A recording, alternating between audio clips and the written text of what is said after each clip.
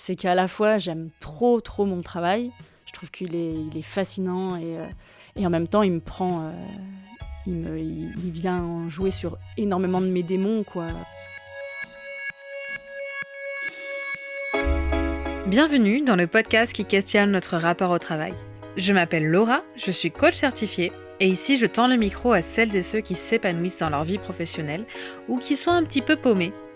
Quelle place donnent-ils à leur travail et comment ont-ils su la faire évoluer ? Ici, vous entendrez des histoires inspirantes, sans tabou ni jugement. Aujourd'hui, je reçois Rose-Amélie, programmatrice de spectacles de danse. Dans cet épisode, on parle de passion, mais aussi de pression, du travail comme un espace d'engagement pour des causes qui nous tiennent à cœur et de la confusion qui peut parfois s'installer entre travail et identité.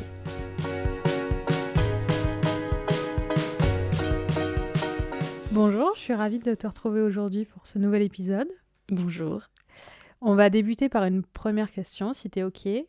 L'idée, c'est de retracer un peu ta vie pro en la présentant sous forme de chapitres, comme si c'était un livre. Donc, selon toi, quels seraient les chapitres de ta vie professionnelle ? Moi, j'ai pensé à des chapitres qui existaient déjà et ça me faisait penser au chapitre de Twilight ou Hunger Games. Ouais. Genre tentation, hésitation, révolte. C'était un peu ça parce que je suis un peu drama. Comme moi, je viens pas du tout d'un milieu artistique, je me destinais pas du tout à travailler dans le domaine des arts et de la culture.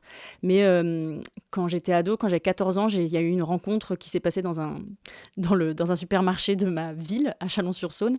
Et une dame est venue voir ma maman en demandant si elle serait d'accord pour que je participe à un spectacle de Chalon dans la rue.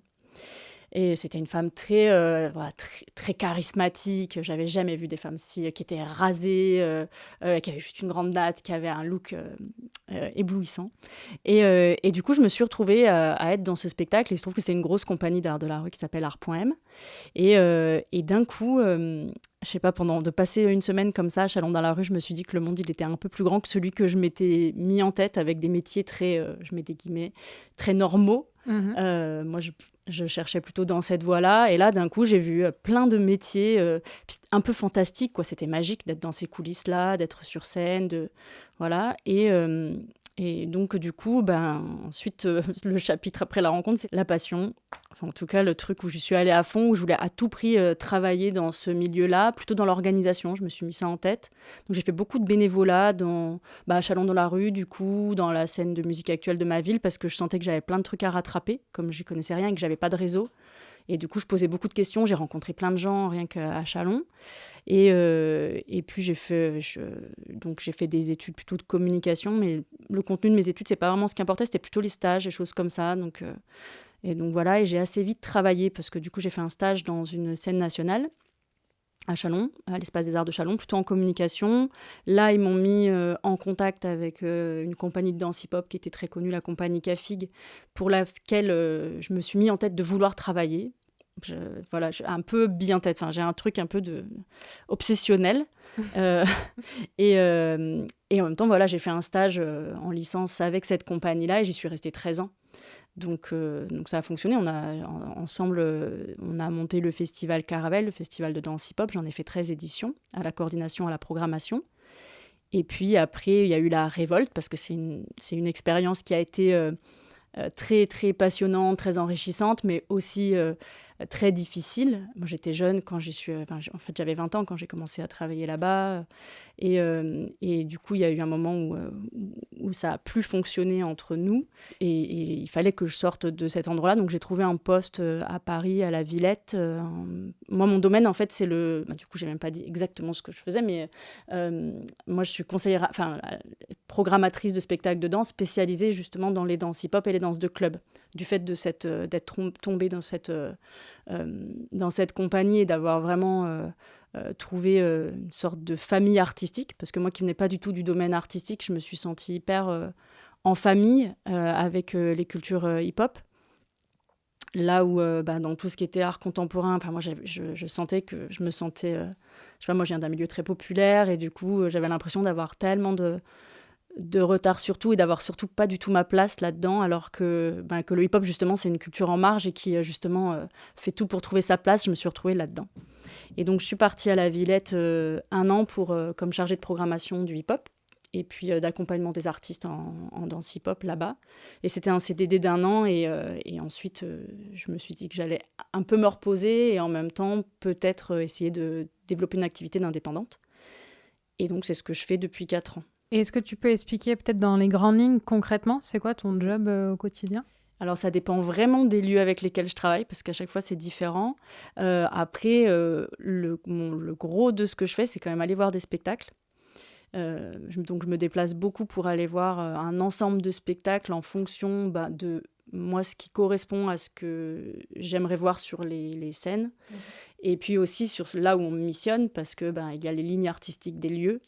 C'est pas du tout, il y a quand même des points communs, mais je travaille avec une scène nationale à Grenoble, c'est pas forcément la même ligne artistique que le théâtre en région parisienne sur la danse. En plus, il n'y a pas le même nombre de titres, donc il y a des choses en commun, il y a des spectacles qui peuvent se retrouver, mais du coup, voilà, je suis missionnée quand même pour aller voir certains spectacles. Voilà.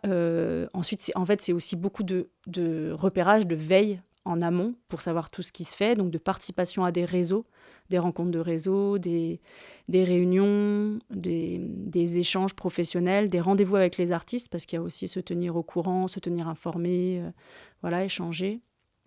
Dans les réseaux, par exemple, je fais partie les DRAC régionales ont des commissions danse, donc missionnent des experts, des expertes qui ne sont pas payés, mais qui sont un peu là pour donner leur avis consultatif sur les projets qui vont être financés par la DRAC, par exemple. Donc, je fais partie des experts danse de la DRAC Auvergne-Rhône-Alpes. Et donc, ça, c'est ce qui nous permet justement d'avoir accès à vraiment des spectacles émergents. Donc, c'est bien, il faut se tenir au courant, montrer aux artistes qu'on est là aussi, les écouter, les conseiller aussi. Donc, c'est beaucoup ça. Puis après, je travaille avec les lieux, donc dans l'accompagnement jusqu'à la programmation. Donc, récupérer des fiches techniques, récupérer des infos financières, échanger aussi en fonction du spectacle, comment ça va se passer, transmettre les informations aussi aux équipes relations publiques, communication, comme c'est moi qui va avoir vu les spectacles. Donc, c'est aussi faire de l'acculturation auprès des équipes, leur expliquer comment va être le spectacle, le présenter lors des présentations de saison, par exemple, ou à des partenaires. Je pense que c'est plein de choses comme ça. J'ai dû oublier plein de trucs, mais ça, c'est ce que je fais donc essentiellement dans mon métier de conseillère artistique, en organisation d'événements, par exemple. Je travaille avec la Biennale de la Maison de la Danse, plutôt sur des fêtes, là, du coup, vraiment que de la programmation de clubs. Et parce que Thiago Guedes, le directeur, voulait développer ça, un peu la partie nocturne de la Maison de la Danse ou de la Biennale. Et donc là, c'est vraiment de l'organisation pure, de la prod, carrément, mais aussi du repérage plutôt. Du coup, c'est un peu particulier, c'est d'aller faire des fêtes. Du coup, mon métier, c'est d'aller repérer des concepts de soirée qu'il va y avoir à Lyon pour justement un peu repérer quelles sont les communautés. Il y a plein de collectifs à Lyon qui organisent plein de choses, et l'idée que j'ai proposée à Thiago, c'est qu'on valorise plutôt ces initiatives-là en leur donnant les moyens, une visibilité, de développer ce qu'ils font. C'est sympa comme job. En fait, c'est pour ça que j'aime bien en parler, parce que ça me rappelle, parce que c'est pas que sympa, parce que vraiment, c'est fou, j'essaie de pas trop me plaindre, mais il y a des moments où je ne supporte plus d'aller voir un spectacle, quoi. Enfin, quand j'ai des amis qui me disent on pourrait aller voir ce spectacle-là, je dis ça va, tu te moques de moi, tu veux vraiment que là, on aille voir un spectacle juste pour le plaisir. Moi, ça me détend pas vraiment. À part, vraiment, je suis très fan de certains artistes, donc là, je vais me dire, tiens, je vais y aller pour le plaisir ou revoir un spectacle un peu phare. Mais c'est aller voir des spectacles, on peut en avoir marre aussi. Mais c'est vrai que dit comme ça, c'est un métier quand même qui est assez fou, quoi. C'est vrai que ça. Et puis c'est surtout qu'en plus je le fais en freelance. Donc ça fait que j'ai la partie la partie très artistique du boulot, alors que quand on le fait en structure, et mon métier il se fait en structure, des programmateurs, programmatrices, il y en a dans les théâtres, mais il y a tout l'aspect structurel en fait que moi j'ai beaucoup moins. Je fais des réunions en interne et tout, mais beaucoup moins. Et aujourd'hui, tu dirais que tu as quelle relation avec le travail de façon générale ? Pas évident. Enfin, je crois que c'est amour-haine, quoi. C'est qu'à la fois, j'aime trop mon travail. Je trouve qu'il est fascinant et j'ai vraiment beaucoup de chance. Et en même temps, j'ai beaucoup... je me suis beaucoup sacrifiée. Je ne sais pas si on peut dire sacrifiée, mais en tout cas, j'ai beaucoup donné de moi pour faire ce travail-là. Et en même temps, il me prend il vient jouer sur énormément de mes démons, quoi. Parce qu'en plus, en le faisant en indépendante, j'ai besoin de me mettre beaucoup en avant pour faire connaître ce que je fais. Enfin, vraiment, c'est un travail qui joue sur plein de mes démons. Donc, des fois, je le déteste. Des fois, je me dis, mais j'aimerais faire vraiment quelque chose qui vient moins me challenger. Et en même temps, je pense que je ne serais pas heureuse. Donc voilà. Et c'est quoi les points désagréables pour toi dans ton métier, par exemple ?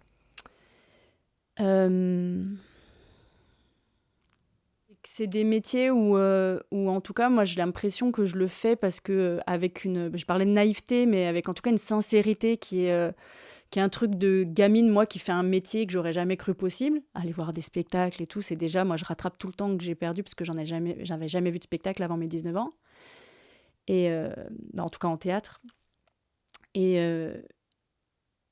Et en même temps, tous les aspects désagréables, c'est que c'est beaucoup d'enjeux de pouvoir, en fait. C'est que, on est dans un pays où on a la chance, justement, où on a une création artistique qui a été financée, qui est financée par des institutions, des pouvoirs publics, des théâtres, et ça, c'est une grande chance. Mais en même temps, tout ça induit des rapports de pouvoir et dans tous les endroits où il y a des rapports de pouvoir, il y a des gens qui détiennent ces pouvoirs. Ces gens-là se ressemblent souvent et on est plein à justement rebattre les cartes de tout ça. Mais du coup, moi qui suis quelqu'un de très engagé aussi, ça me met parfois en colère de voir que l'entre-soi, il est là aussi et qu'en fait, il ne s'agit pas de faire simplement des bons spectacles, quoi. Ça paraît un peu bateau, mais oui, c'est ça. C'est que de toutes les façons, tout ça, c'est des relations entre des gens et que voilà, ça peut pas, c'est pas tout le temps objectif. Et qu'est-ce que tu avais envie de faire quand tu étais petite ? Tu nous as parlé de cette femme qui t'a impressionnée. Ouais. À ce moment-là, je crois, quand elle m'a rencontrée, j'étais en seconde. Et je voulais être kinésithérapeute, mais parce que j'avais une scoliose et que j'ai vu un kiné pendant longtemps et qu'on s'entendait bien avec ma mère. Donc du coup, peut-être que puis ma mère l'aimait beaucoup, donc peut-être je me suis dit c'est un super métier. Et donc j'ai voulu à ce moment-là, je me suis dit je vais être kiné. Et puis en seconde, j'ai découvert que j'étais absolument nulle en matière scientifique autrement qu'en maths, et donc je ne pourrais pas aller en S. Donc j'ai abandonné l'idée. Et donc, c'est là où, petit à petit, je me suis dit que j'allais faire de l'événementiel sans trop savoir ce que ça voulait dire. Mais... Pas de regret, du coup, aujourd'hui ? Alors, des fois, je me dis quand même, bon, être kiné, je gagnerais plus d'argent. c'est juste ça, quoi. Mais non, parce que je suis contente, parce que mon métier, il me permet de... Il m'a je sais pas, moi, il m'a permis de me construire en tant que personne. Je suis sûre qu'être kiné, on rencontre plein de gens aussi, et ça nous façonne. Mais moi, j'ai l'impression que j'ai rencontré tellement de gens que j'aurais jamais rencontré autrement.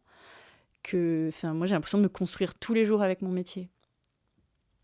Et c'est quoi les critères qui sont importants pour toi, pour ton épanouissement perso, et que tu retrouves dans ton job aujourd'hui ? Le fait de pouvoir... faire des choses nouvelles, peut-être assouvir ma curiosité, en tout cas d'être dans des trucs nouveaux tout le temps. Je crois que c'est ça qui me plaît, cette espèce de magie. Je crois que c'est ça, ce qui fait que ça m'épanouit, c'est que j'ai l'impression d'avoir une vie pas banale. Je crois que ça, c'est vraiment un critère important pour moi. Je pourrais pas... je crois pas que je me serais vraiment épanouie dans un métier banal. Bon, après, ça existe peut-être pas, mais... Et métier banal, c'est quoi ? C'est métro, boulot, dodo, ou c'est plus dans le type d'activité ? C'est plutôt dans le type d'activité, parce que pendant longtemps, moi j'ai travaillé 13 ans du coup pour la même structure.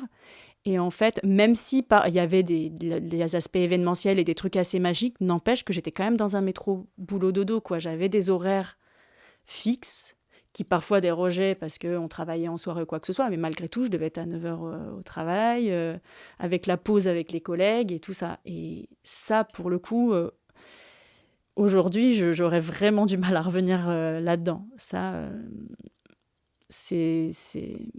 Je ne sais pas si c'est un critère, peut-être que je pourrais y revenir, tant qu'il y a cette magie, ce truc un petit peu fou, parce que je suis restée quand même 13 ans, donc c'est que même cet aspect-là me convenait. Mais par contre, on rencontrait des gens fantastiques tout le temps, on faisait des trucs... j'ai l'impression de faire des trucs dingues, quoi. Je travaillais aux côtés d'un chorégraphe en plus qui avait tout le temps des propositions folles de nouvelles choses. Et je me disais vraiment tous les jours que j'avais trop de chance, quoi. T'as un exemple de trucs fous ou d'anecdotes que t'as pu vivre qui ont été marquantes pour toi? Il y en a à la fois plein, plein. Puis après, en fait, comme s'il y en a plein qui sont détrônés par d'autres. Donc, comme j'ai travaillé avec la Biennale de la danse sur le clubbing, le directeur m'a demandé, pour la présentation un peu officielle aux partenaires qui avait lieu à la Sucrière, de faire un moment artistique, comme ça se fait parfois. C'est-à-dire qu'il y a une présentation officielle avec des projections de spectacles présentées par le directeur, et puis après, DJ set, des danseurs et tout. Et comme c'est un moment qui est particulier dans la culture, c'est qu'en fait, par exemple, à cette présentation-là, il y allait y avoir des politiques. Du coup, je dis, moi, j'aimerais bien faire une manif, du coup. Enfin, j'aimerais bien, on fait venir... comme je programmais par ailleurs Planète Boom Boom, qui est un collectif techno-activiste militant dans la programmation, je dis, viens, on fait venir Action Justice Climat, et on fait une sorte de manif pour faire comme ça, on leur fait peur et tout. Et moi, c'est pour ça que c'est bien que je travaille avec des directeurs, des directrices qui ont en tout cas... un rapport aux politiques, ils sont plus doués que moi là-dessus, hein, clairement. Et du coup, ils me disent, non, mais il faut peut-être un peu revoir là ton truc. Donc je dis, ok, on va faire une fausse manifestation.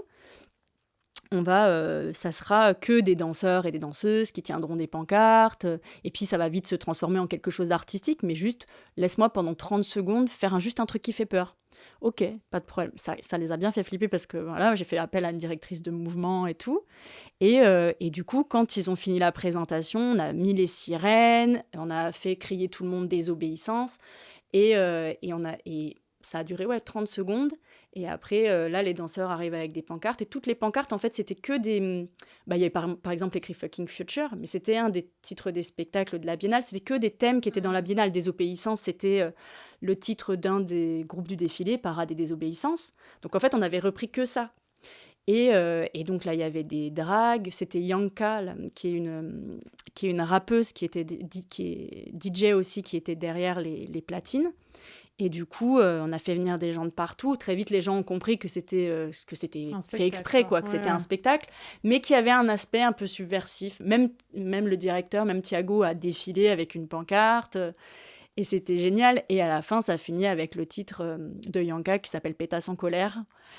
Mais vraiment, ça me rend très joyeuse parce que je me dis, c'est fou, on fait ça, c'est la Biennale de la danse, c'est une des plus grosses institutions, c'était très beau et tout, et venir mettre un petit truc qui met un grain de sable dedans, ça change pas la face du monde, hein, clairement, mais je trouve qu'on se fait du bien quand même dans ces moments-là. Et moi, ça m'a fait beaucoup de bien. Et j'en ai eu des super retours derrière, tout le monde était super content, et même les politiques étaient super contents au final, quoi. Parce que les artistes étaient exceptionnels en plus, parce qu'au final, après, on se rappelle surtout de la beauté des artistes, quoi. Le message, il est passé, clairement. Il y a des personnes que ça a dérangé, mais il n'y avait rien de violent ou quoi que ce soit, quoi. Vous les avez taquinés, quoi. Voilà, enfin, on s'est amusé un petit peu. Moi, j'aime bien la malice dans ces trucs-là, donc j'aime bien mettre de la malice. Mais ça, c'était vraiment mon top 2025 des événements, quoi. Et tout à l'heure, on parlait de ton rapport au travail de façon plus générale. Qu'est-ce qui a changé, toi, dans tes priorités au fur et à mesure quand tu es salarié, maintenant tu es indep qu'est-ce qui a changé dans tes priorités? Le rapport à mon patron. C'est que moi, j'ai grandi, j'ai été façonnée par le patriarcat. Ouais. Et donc, je peux très vite, et c'est ce qui s'est passé dans la première partie de ma vie professionnelle, c'est que je vais avoir une admiration pour mon patron et il peut tout me demander parce que tout ce que je veux, c'est satisfaire la personne qui me missionne, quoi. Je me bats aujourd'hui encore avec moi-même contre ça parce que c'est vrai que j'ai un côté... alors, il se trouve qu'en plus, que toutes les personnes qui me missionnent sont des hommes. mais du coup, ce qui a changé en étant indépendante, c'est un peu ce rapport-là, justement, au boss, quoi. C'est que... Et j'arrive à remettre là-dedans quelque chose de plus horizontal. Pas essayer de satisfaire en permanence la demande et de plutôt être dans quelque chose de plus large. Et ce qui m'a aidée là-dedans, c'est le fait que moi, mon activité, elle est portée par une coopérative d'activité. Et c'était hyper important pour moi c'est une manière de retrouver de la sécurité. parce qu'aujourd'hui, en fait, je suis en CDI depuis 3 ans de mon activité. Et en plus, on a une réflexion sur le travail dans la coopérative. C'est l'économie sociale solidaire et la coopérative de manière générale. C'est aussi essayer de réinventer un nouveau mode de travail. Et le fait, dans ma coopérative, d'avoir une personne qui m'accompagne, parce que j'ai une chargée d'accompagnement avec qui, en permanence, je discute de mes contrats, je discute de ma manière de négocier mes missions. C'est souvent ces personnes-là qui sont obligées de me redire « Attends, Rose, là, on n'est pas dans du salariat. C'est ton client, en fait. » Et parce que je peux vite retrouver ce genre de rapport à la structure, à la hiérarchie. Voilà, c'est ça aussi qui change en étant indépendante. C'est en plus dans le culturel, mais bon, aujourd'hui, de toute façon, dans beaucoup de métiers, c'est comme ça. C'est qu'on a une fiche de poste et qu'une fois que, de toute façon, on est salarié, par solidarité aussi, et c'est normal, mais la collègue, quoi que ce soit, ou dans la structure, c'est bancal. Et moi, ça a été beaucoup ça dans mon boulot. C'est, on va prendre ça, on va faire ci, on va faire ça en plus. Enfin, moi, je me rappelle que dans ma fiche de poste, il y avait marqué « et toute tâche qui sera demandée par… Donc, c'était vraiment tout. Et ça voulait dire servir des bières, faire plein de trucs qui n'étaient pas dans mes compétences en plus, quoi, parce que les compétences métiers sont importantes et dans le culturel, parfois, elles sont un peu oubliées. Et donc là, aujourd'hui, moi, je ne fais pas partie des structures, donc je fais les missions pour lesquelles on me missionne. Donc, et en plus, je ne suis pas payée à la méthode, et ça, je le rappelle sans cesse, quoi. Je ne suis pas payée à la méthode, je suis payée au résultat. Donc, par exemple, le présentéisme ou quoi que ce soit, ce n'est pas le nombre d'heures dans lesquelles que je vais passer dans la structure qui fait que je serai compétente. C'est plutôt les résultats on m'a donné des objectifs. Est-ce que ces objectifs sont atteints, quoi. Et donc, chaque année, on les réévalue et on se dit, OK, est-ce qu'on a atteint ça ? Et voilà. Et tu arrives du coup aujourd'hui à mettre les barrières en disant non, on a un contrat ensemble, ça dépasse le cadre du contrat ou… C'est pas facile. C'est pas facile du tout, mais ouais, j'ai l'impression. Et puis que, en plus, je travaille avec des personnes avec qui ça se passe bien. Mais oui, il faut le redire quand même. J'y arrive de plus en plus. J'ai l'impression que c'est un chemin, quoi. Mais en plus, quand on a une passion pour son métier, on a le métier passion, c'est hyper dur de se mettre des limites. Et maintenant, je me mets les limites qui sont acceptables pour moi. Des fois, il y a des personnes qui me disent « Mais attends, tu devrais pas faire tout ça. » Je dis « Ouais, mais moi, c'est les limites. Moi, c'est acceptable pour moi. Je suis OK par exemple, il y a des choses où ce que je fais, et ça, il y a des personnes qui pourraient trouver ça dingue, mais souvent, j'ai un cachet global pour la mission ou pour l'organisation d'un événement, et si je pense que ça va dépasser de 250 balles, je peux rogner sur mon propre cachet, par exemple.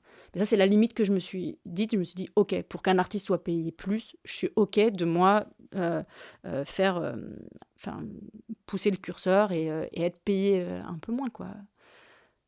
Mais c'est en fait, j'ai l'impression, et du coup, ça me pousse à toujours me dire c'est quoi les limites qui sont OK pour moi et qui seraient peut-être pas celles qui sont OK pour quelqu'un d'autre, quoi. Et toi, tes limites par rapport à toi-même, tu disais job passion, comment tu fais pour conserver un bon équilibre vie pro, vie perso Mais en fait, j'ai longtemps voulu me dire vie pro, vie perso. Sauf que c'est encore une injonction de se dire, en fait, c'est une injonction à se dire le week-end doit être le week-end, les vacances doivent être les vacances, ou quoi que ce soit. Moi, aujourd'hui, je sais pas, tout est ma vie pro et tout est ma vie perso en même temps. Mon chien, je l'emmène au boulot, par exemple. On pourrait dire, mais attends, t'as pas le droit d'emmener. Je suis contente que les lieux avec lesquels je travaille se disent pas, attends, ça, c'est ta vie perso. Ton chien, tu le laisses à la maison. Et donc, inversement, moi, le travail, il vient chez moi. Et en même temps, c'est tellement une passion. Moi, regarder des spectacles, oui, je peux les regarder dans le train. Et, quand je lis des bouquins, c'est des livres, ça peut être des livres qui nourrissent ma pratique artistique. Et par exemple, je sais même pas si j'ai moins de vacances qu'avant. J'ai même pas l'impression, parce que j'ai l'impression que l'été, que j'arrive bien à couper. Mais je vais travailler souvent le week-end ou quoi que ce soit. Mais par exemple, moi, le matin, c'est sacré chez moi. Les horaires peuvent être décalés comme ça. Mais le luxe, pour moi, c'est pas de me dire j'ai absolument mes 5 semaines de congés. C'est que mes journées sont… C'est moi qui ai le contrôle sur mes journées. Du coup, mon équilibre, il est un peu là sur plutôt la façon dont moi, j'ai le contrôle de ma vie, quoi. Je sais pas si c'est très clair. C'est hyper clair. Et Oui, c'est pas quelqu'un qui a décidé que j'aurais 5 semaines de congé. Jamais, c'est tout le temps moi qui décide mes semaines de congé. Ça, c'est cool.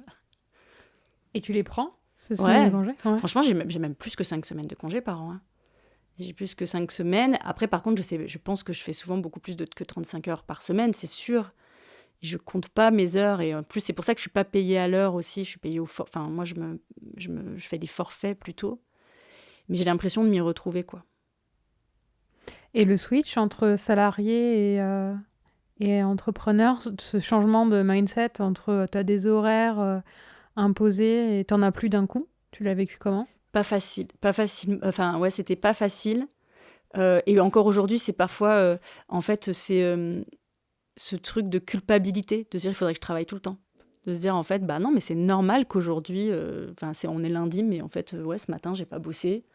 C'est pas grave, il faut pas que je bosse tout le temps. C'est pas parce que les autres sont derrière leur ordi que je suis obligée d'être derrière. Donc ça, c'est difficile. Et c'est pour ça que pendant un an, j'ai pris un bureau. J'ai pris un bureau dans un théâtre que j'ai payé parce que j'avais l'impression que j'avais besoin de ce cadre-là pour me forcer un peu à je sais pas, à me cadrer, à compter un peu comment je bossais, à me baliser des journées et tout. Et finalement, là, j'ai lâché le bureau au bout d'un an. Et voilà. Le changement de mindset, ça aide beaucoup d'être en coopérative parce que du coup, je suis avec 250 autres entrepreneurs. Donc, on peut partager tout le temps avec des personnes qui font le travail comme ça. De toute façon, être entrepreneur, c'est un métier en soi. Donc, c'est aussi une autre partie de mon boulot, c'est être entrepreneur, quoi.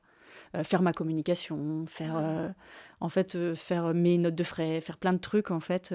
Ça fait partie de mon boulot. Mais ça, je l'aime beaucoup, ce boulot d'entrepreneur. Mais c'est surtout ce mindset-là, en disant, en fait, c'est un métier aussi, le fait d'être entrepreneur. Et toute seule, je suis pas sûre que j'aurais réussi. Je pense que la première année, j'aurais abandonné. Je trouvais ça trop compliqué. Et puis, de passer à un salaire qui tombe malgré tout tous les mois. Enfin, maintenant, j'ai appris à vraiment lire ma feuille de salaire parce que on voit maintenant où passe tout, quoi. Moi, quand j'étais salariée, c'est bon, j'avais mon salaire mensuel et je regardais pas toutes les petites lignes, je voyais pas. Maintenant, je sais où vont chaque petite ligne, je sais combien je facture et je sais tout ce qu'on me prend de ces factures-là pour plein de trucs. Et du coup, on est obligé Et je trouve que c'est bien parce que ça donne une vraie conscience de ce que c'est même aussi d'être employeur, quoi. Ouais. Finalement. Parce que même maintenant, en étant dans ma coopérative au pôle stratégique, on n'a pas une fonction employeur au pôle stratégique, mais malgré tout, on a un regard aussi sur le fonctionnement de la structure. Donc, on retrouve aussi ce truc-là, et je trouve ça hyper intéressant. Et est-ce qu'il y a des choses que tu aurais aimé comprendre plus tôt sur le travail ? Ouais, que ça, là où moi, l'équilibre, j'ai dû le trouver, c'est que c'était pas ça qui allait devenir mon identité, quoi. C'est que moi, ça a été mon identité pendant longtemps. Je travaillais dans un lieu qui s'appelait Paul Pic et on m'appelait Rose de Paul Pic. Et c'était vrai alors que je m'appelle Rose d'Acugna. En plus, ça veut dire du coin. Enfin, du coup, c'était Rose de Paul Pic. Et ce truc-là, symboliquement, il a vraiment fallu que je m'en détache. Après, pendant un an, ça a été Rose de la Villette. Et aujourd'hui, c'est Rose Amélie, quoi. Donc, et ça a été mon identité. C'est ce qui a fait que j'ai eu beaucoup de mal à partir de cette première structure-là, parce que je pensais que j'allais être que dalle, quoi. Que je ne savais pas qui j'étais, en fait. Et c'est ça, j'ai travaillé beaucoup avec un psy avant de pouvoir partir de la structure, parce que j'étais fondue complètement dans cette identité-là, qui est une partie de moi. Hein. Mon travail fait partie de mon identité, mais si demain, j'ai plus de boulot, je reste qui je suis, avec mes valeurs que je mets dans mon boulot. Enfin, je pense que je pourrais faire plein d'autres boulots de la même façon que je fais celui-là, quoi. Si tu devais te présenter sans parler de ton boulot, tu dirais quoi ? En premier, je dirais que je suis une personne très... comment dire ? Ouais, c'est intéressant comme question. Faut que Ah bah tu vois, je sèche. C'est un long processus. Parce que j'allais dire surtout mes valeurs. Je dirais que moi aujourd'hui, ce que je peux dire, c'est que je suis une fille de 39 ans qui vit seule avec son chien, qui essaye de construire des mondes un peu alternatifs dans tous les pans de ma vie, que ce soit amicaux, professionnels.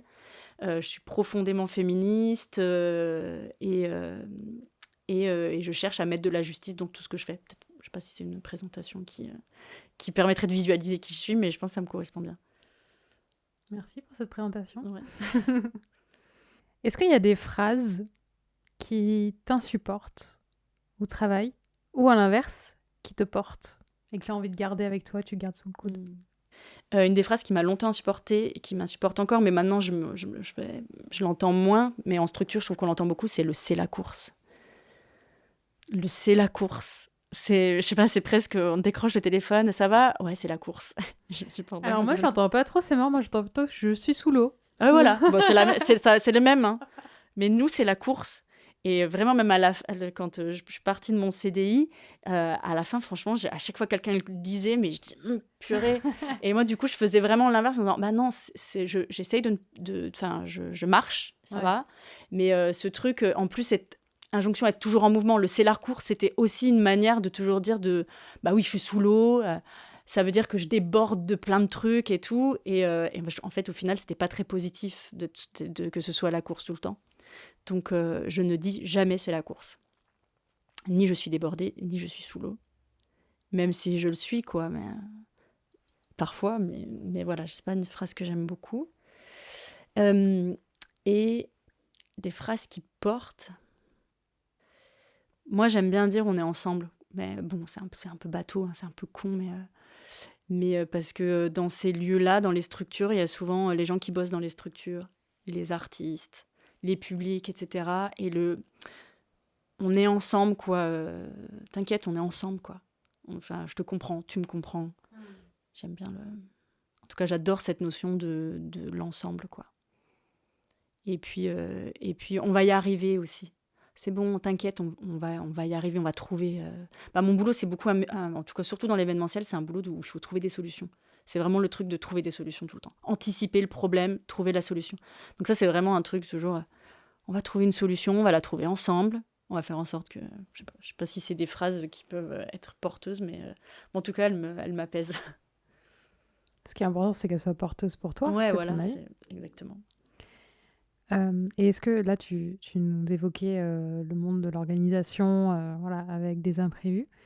Comment tu gères ton niveau de stress s'il y en a? Je sais pas s'il y en a. Est-ce qu'il y en a et comment tu le gères? Ouais, le stress, c'est un peu l'histoire de ma vie, l'anxiété. Je pense que j'ai même rendu mon chien anxieux, quoi. C'est-à-dire, à quoi tu vois? Moi, je vois quand mon chien, il est agité. Que du coup, que je lui transmets, moi, mon agitation et le fait que je sois perturbée, et ça se voit sur lui. J'essaye de... C'est un métier où il y a beaucoup de stress, surtout quand on fait de l'événementiel, surtout dans une période comme celle-ci, en fait, où les budgets sont de plus en plus restreints. Du coup, chaque imprévu a un impact humain. Et donc, c'est le stress tout le temps. Et les gens sont stressés. Enfin, là, je sors d'une biennale de la danse où... le niveau de stress, il est dingue. Et du coup, c'est communicatif, quoi. On se transmet le stress. L'enjeu, c'est surtout de pas que ce stress, il se transforme pas en conflit entre les personnes. Et donc, comment je le gère? Moi, je suis toujours suivie par un psychiatre. Et je pense que le cœur des discussions, c'est mon rapport au travail, en permanence. Mais parce que voilà, je l'ai décortiqué je sais à quoi il fait écho par rapport à mon éducation. Je vois aussi une kinésiologue de temps en temps, donc ça, je travaille ça aussi. Et puis, depuis pas longtemps, moi j'ai acheté une maison en petite ville, en Saône-et-Loire. Et du coup, de penser à aller dans cette maison-là et dans cet espace safe-là qui est à compte, pour le coup, c'est jamais la course, où je peux déposer un peu je dépose mon âme, quoi, là-bas, c'est vraiment... voilà. Mais c'est pareil, je pense que j'ai mis là 10 ans avant de trouver les endroits qui pouvaient apaiser mes angoisses. Et après, j'essaie de pas trop lutter contre. Enfin, je savais qu'en septembre, par exemple, je serais extrêmement stressée. Donc, je me prévois. Par contre, je sais que pendant 2 jours après la Biennale de la danse, par exemple, je coupe absolument mon portable. En plus, moi, je suis très réseaux sociaux, je suis sur les réseaux, donc je coupe tout, je ne check pas mes mails. Voilà, j'ai besoin de m'éloigner de mes sources de stress. Mon chien, même si je lui ai transmis mes angoisses, il m'aide. C'est aussi pour ça que je l'emmène dans les lieux dans lesquels je travaille, que c'est un peu une condition. C'est, souvent je viens avec mon chien, pas toujours. C'est que le fait de l'avoir avec moi, ça m'apaise, de pouvoir me reconnecter un peu à l'humain, de pas partir trop dans ma tête. Moi, de Ouais. revenir dans mon corps, dans l'humain, dans l'animal, les choses essentielles, ça m'aide beaucoup. Ça me permet aussi d'être moins seule à l'hôtel, par exemple, parce que c'est aussi un boulot où je suis souvent à l'hôtel, seule, après un spectacle, quoi. J'avais une question pour toi autour du sens. On entend pas mal parler du sens au travail. Pour toi, c'est quoi un métier qui a du sens? Et c'est marrant parce que dans ma coopérative, le dernier collectif qu'on a fait, c'était le thème du sens au travail. Donc on a dû à chacun justement dire qu'est-ce qui faisait sens par petits groupes. Moi, je pense que ce qui fait sens, c'est que j'ai l'impression que mon métier, alors le contenu de mon métier et la manière dont je le fais, j'ai l'impression qu'il y a un impact. Enfin, en tout cas, moi, c'est ce qui fait sens pour moi, c'est que ça ait un impact. J'ai l'impression, en programmant des spectacles, les sujets que je peux programmer, la diversité des artistes, je sais que ça a un impact, en fait. Et ça, c'est important. C'est ce qui donne du sens. Je pense pas que je serais si épanouie dans mon travail s'il n'avait pas ce sens-là, quoi. Et c'est ce qui fait que, par exemple, je dis ça parce qu'il y a eu un moment où j'ai moins travaillé. J'étais au chômage, je recherchais plutôt des missions et tout. Et là, je me suis dit, c'est super, je vais pouvoir me mettre dans des associations, là où j'ai jamais le temps. Donc, j'ai fait du collage de rue féministe, c'est là où j'étais à fond dans Révèle, dans plein de même Extinction Rébellion, enfin plein de trucs comme ça. Et je le fais moins, mais tous ces trucs-là, j'ai l'impression de pouvoir le mettre dans toutes ces valeurs-là, de féminisme, de désobéissance civile, d'émancipation des femmes aussi, je les mets dans mon travail, du coup. Donc si je faisais un travail peut-être différent, si j'étais kinésithérapeute, par exemple, peut-être que je serais plus investie dans d'autres associations, quoi. Je reviens un peu sur la partie rapport au travail. Qu'est-ce que tu aurais envie de conseiller à quelqu'un qui se sent un peu perdu dans son rapport au travail? De se rapprocher de personnes qui sont pareilles. Moi, j'ai l'impression que c'est en me mettant... si on parlait avec la coopérative, en fait, hein, quand moi j'ai quitté le salariat, j'étais perdue dans mon rapport au travail et comment j'allais faire. Et toute seule, j'aurais pas retrouvé le chemin. Donc, c'est pour ça aussi que je suis allée en coopérative. Et du coup, d'être dans des collectifs. Il y a un collectif à Lyon, je ne sais pas s'il existe toujours, mais il s'appelait Paumé, justement. C'était vraiment spécifique aux gens qui étaient paumés dans le travail, je crois. Il y a des podcasts aussi, non? Peut-être, quoi. Je sais pas, moi j'étais dans un groupe Facebook à l'époque qui s'appelait Paumé. Ouais. Et je sentais que c'était vraiment ça le sujet. Et en tout cas, moi, le conseil que je donnerais, c'est d'en parler et d'essayer de se rapprocher de personnes qui le font. J'avoue, écouter les podcasts, moi j'écoute plein de podcasts, et notamment ceux où je sens que les problématiques me parlent dans mon rapport au travail, notamment. Et d'échanger, quoi, d'écouter. Et puis de tenter des trucs, quoi. Enfin, de tenter, quoi. Rien. Moi, j'aurais du mal à retrouver un CDI, de retourner dans un CDI aujourd'hui parce que j'ai eu l'impression d'y être enfermée et que c'était un peu une fin en soi et que ça, en fait, c'était la fin, quoi. Ça allait se dérouler comme ça. Et c'est pour ça que je ne me voyais pas signer un CDI à la Villette non plus, parce que je ne voulais pas tracer ça et que du coup, ce qui me plaît aujourd'hui, c'est de pouvoir tester des trucs. Et c'est ce que j'ai fait quand j'ai quitté le salariat, c'est que je ne savais plus, j'étais paumée et j'ai eu besoin d'expérimenter. Et j'ai expérimenté plein de trucs qui ne m'ont pas plu, d'autres qui m'ont plu, d'autres aujourd'hui qui me plaisent moins.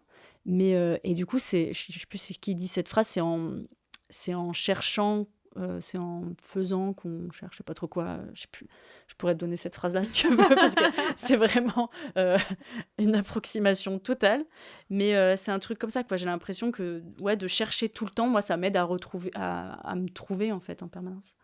Et comment on fait pour, quand tu dis tu testais, peut-être pour être plus précis pour ceux qui nous écoutent, ça veut dire quoi? Ça veut dire tester bénévolement des trucs? Comment on fait pour tester quand j'ai fait on des part trucs de pour zéro? lesquels on m'a pas payé, il y a 4 ans.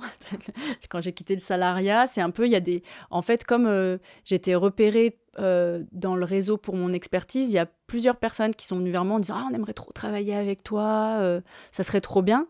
Mais même ces personnes-là avaient envie de travailler avec moi sans trop savoir quel allait être notre lien, qu'est-ce que j'allais leur apporter, comment... C'était juste, on veut travailler avec toi. Ok, donc on va chercher ensemble. Et, Ce qui est ultra positif. Ouais, c'est cool. Bah ouais, sauf que bon, ça fait un peu de bénévolat, quoi, pour le coup.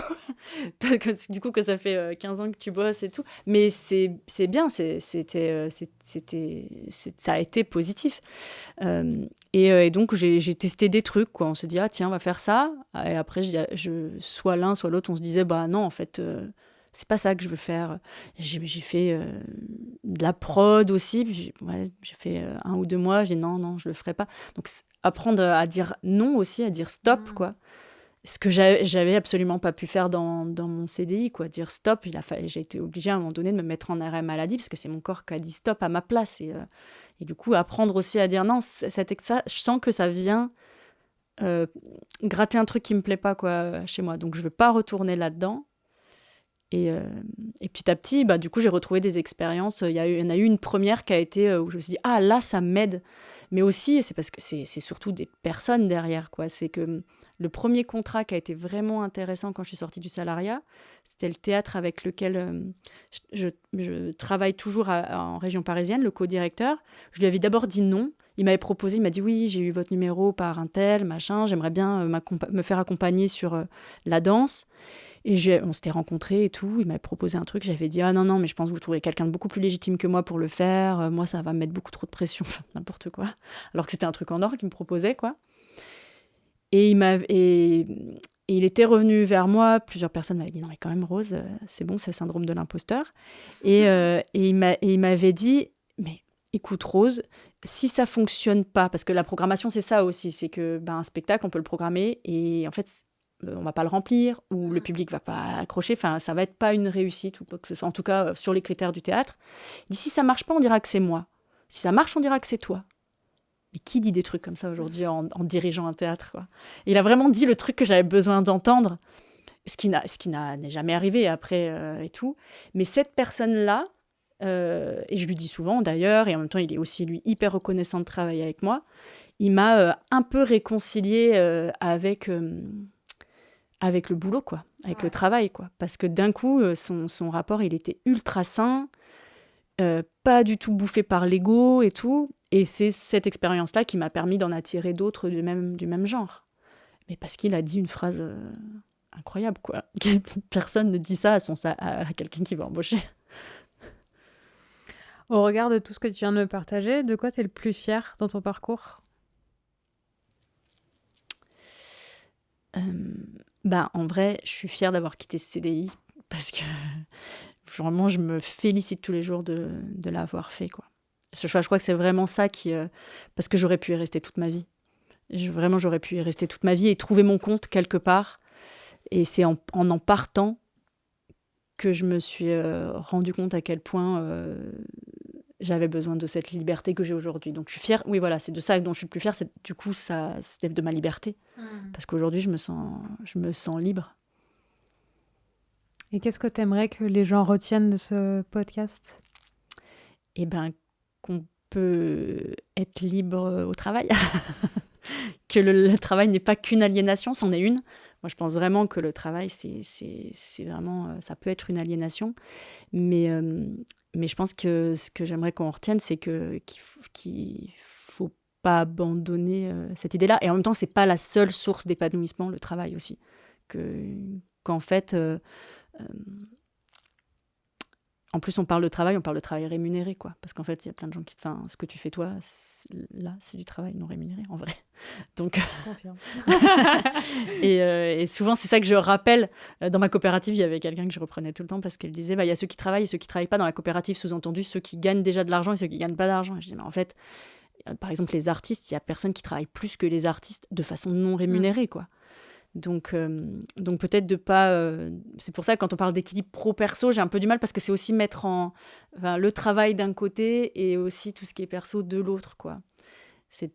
Je pense que l'objectif, c'est d'arriver à trouver des endroits de liberté partout. Merci pour tous ces partages. De rien, merci à toi.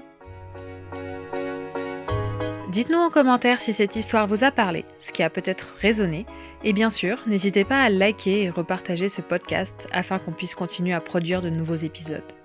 Si vous souhaitez partager votre histoire à ce micro, n'hésitez pas à nous écrire. D'ici là, prenez soin de vous.